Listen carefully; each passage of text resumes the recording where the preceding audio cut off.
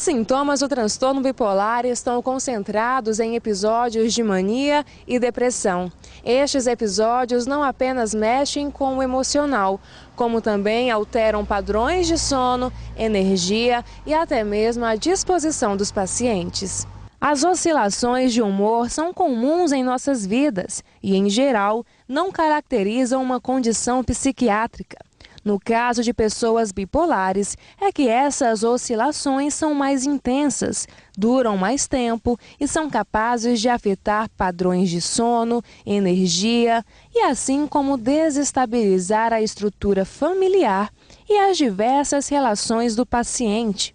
A psicóloga Thalita Freitas fala um pouco mais sobre o transtorno bipolar. O transtorno de bipolaridade, ele é uma condição clínica diferente das oscilações de humor que nós temos durante o nosso dia. Nós podemos nos sentir muito alegres durante a manhã, né? Um pouco tristes durante a tarde e durante a noite ter uma raiva ou ter outro tipo de emoção. Isso são emoções e humor. Não é? Isso não tem uma característica necessária do transtorno de bipolaridade. Por quê? Porque nós temos emoções durante o nosso dia. E todas essas emoções geram consequências, né? E o interessante que eu sempre gosto de falar é o período da emoção. A emoção ela dura 5 minutos. 5 minutos de intensidade, que você sente ela, né? Então, o que acontece? Durante esses 5 minutos, as pessoas têm algum tipo de comportamento, se for alegre, por exemplo. Fica muito eufórico, muito agitado, e aí acaba, por exemplo, comprando uma coisa que não deveria, né? Então, isso é uma consequência. Aí, o resultado disso, óbvio, não vai durar 5 minutos, vai durar talvez um arrependimento pela tarde, por que eu comprei aquilo, e a pessoa se sentir triste. Isso são consequências, né? Não tem a ver com o diagnóstico.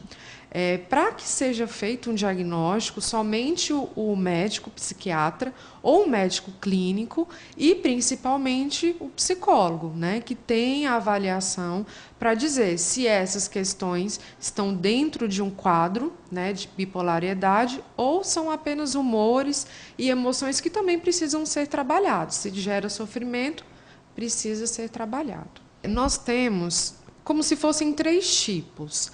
O primeiro tipo é a classificação geral, né, de mania.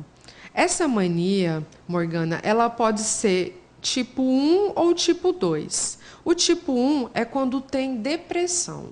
Então, esse indivíduo, ele tem primeiro um ciclo, tá? Ciclos são ciclos, não são momentos, tá? Um ciclo de mania, onde ele se sente muito eufórico, muito agitado, muito capaz.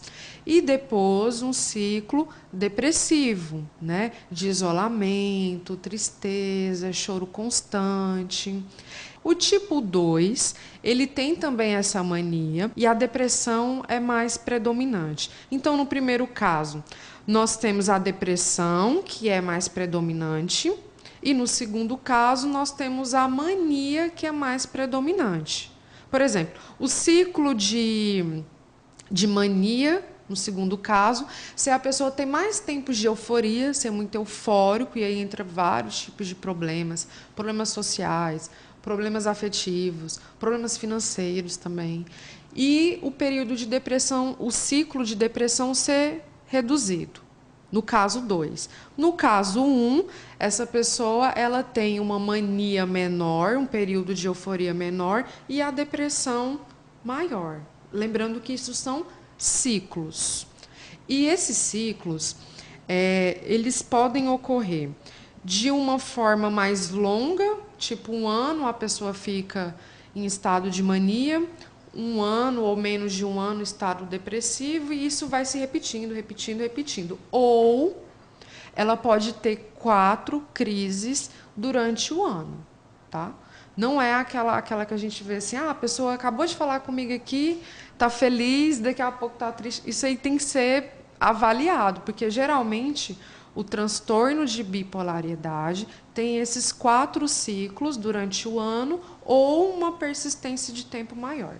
E quais são as causas e os fatores que levam a pessoa a desenvolver transtorno de bipolaridade? Morgana, nós como psicólogos, nós sempre falamos assim, essa questão das causas, elas são muito variáveis. Por quê? Porque pode ser que haja uma predisposição genética, alguém da família que já tem algum tipo de transtorno, né?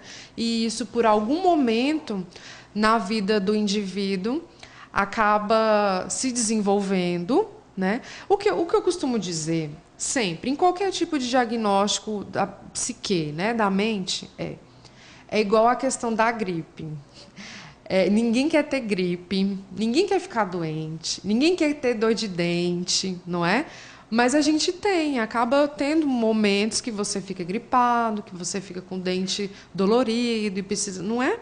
E da mesma forma são as doenças mentais, as doenças da nossa mente. Nós também não queremos ter, mas pode ser que em algum momento da sua vida, por algum problema familiar, problema de relacionamento, desemprego, sabe? Isso pode ser desencadeado. E doutora, quais são os sintomas do transtorno bipolar? Olha, os sintomas eu vou explicar, como eu disse, né? Existe o tipo com a mania e a depressão, existe o tipo de hipomania com a depressão, tá? O primeiro, nós falamos da mania como características de muita criatividade. Essas pessoas, elas começam a ter assim um senso de resolver, de organizar, tudo de uma forma parece muito fácil, né?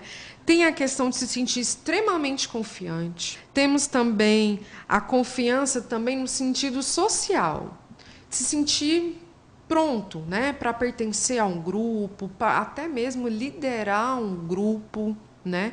E também são pessoas que se consideram super normais durante a fase da mania. Se for euforia, acaba cometendo muitos atos por impulso, que eu falei até a questão das compras, né, de comprar excessivamente, de querer ajudar excessivamente, tudo muito excessivo, tudo muito exagerado, né? E durante o período da depressão é bem semelhante ao diagnóstico depressivo. Aí entra tristeza, melancolia, isolamento, crenças de que não serve para nada. Aí isso é um fator de risco. Por quê? Porque pode ocorrer que durante esse quadro depressivo, né, que ele é muito intenso no tipo 1, muito intenso, essa pessoa ela possa tentar, sim, um suicídio, por exemplo.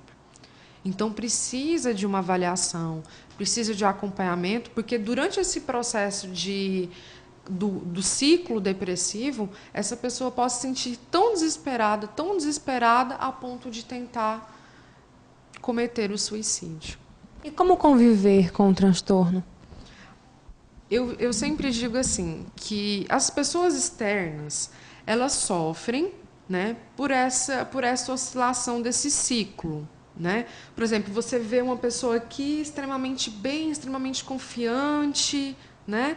Aí você vê ela daqui a um ano, aí está aquela pessoa depressiva, aquela pessoa triste, melancólica, que, né, tem dificuldade para falar. Então, para as pessoas de fora, isso gera muito conflito, né? Porque, poxa, vi há um ano atrás o fulano, ele estava bem, e agora ele está dessa forma. Então, as pessoas elas ficam nessa preocupação, nesse conflito. Só que aí eu falo, né? Se os de fora se sentem assim, imagine quem vive a doença. Né? Quem vive a doença, Morgana, precisa muito de acompanhamento médico, né? Porque precisa, e do psicológico também, para ela aprender a lidar com isso. Porque, por exemplo, numa relação conjugal entre um homem e uma mulher, né? O homem conhece a mulher tem um transtorno bipolar, né? Aí ele conhece a mulher na fase da mania, ela está confiante, feliz, né? Aí constrói o relacionamento, se casam, por exemplo. Aí, durante um ano, essa mulher que era muito feliz muda totalmente os comportamentos, a ação, os sentimentos. E aí esse conflito começa. Que esse marido não sabia, conheceu ela no ciclo, né, de mania, e acaba gerando muitos fins de casamento, né? Isso eu falo também na questão social, de amizades, né? Amizades que não conseguem compreender, ou às vezes sofrem também muito com essas mudanças. Então, a pessoa precisa de acompanhamento para aprender a lidar, né, com esses conflitos e viver de uma forma o mais saudável possível, dentro do que é possível.